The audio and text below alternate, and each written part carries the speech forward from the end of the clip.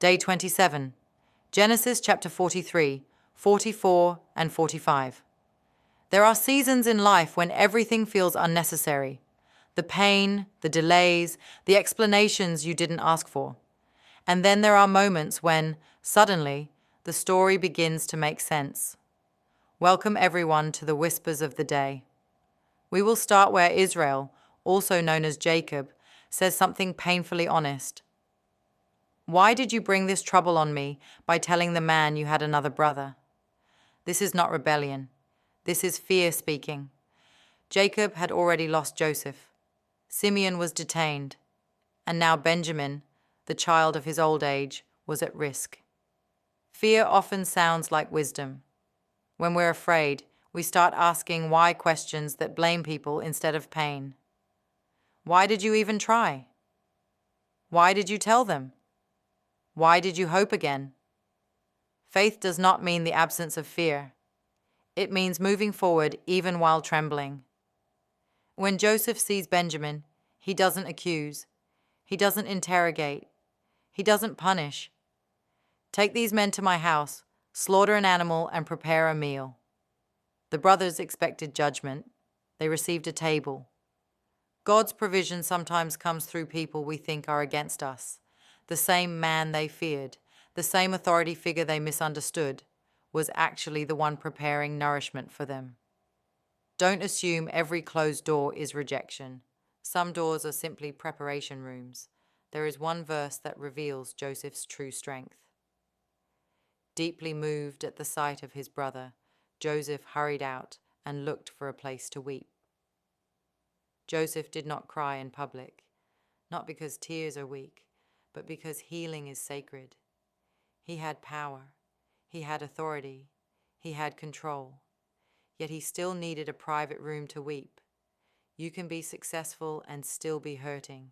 You can be forgiven and still need to cry. Genesis 43 gently says, healing has its own timing. When Joseph seats his brothers according to their ages, the Bible says they looked at one another in astonishment. How did he know? It reminds us that nothing about your life is random. Not your birth order, not your delays, not the season you're currently in. You may feel misplaced, overlooked, or behind others, but the same God who knew their order knows yours. Resist the pressure to compare timelines. God arranges seating better than we ever could. When Joseph finally reveals himself, he says something that reframes everything. But God sent me ahead of you to preserve a remnant and save lives. Joseph does not deny their betrayal. He does not excuse their cruelty, but he refuses to let their sin have the final word. Forgiveness does not erase the past, it redeems it. Joseph saw his pain not as wasted years, but as positioned years.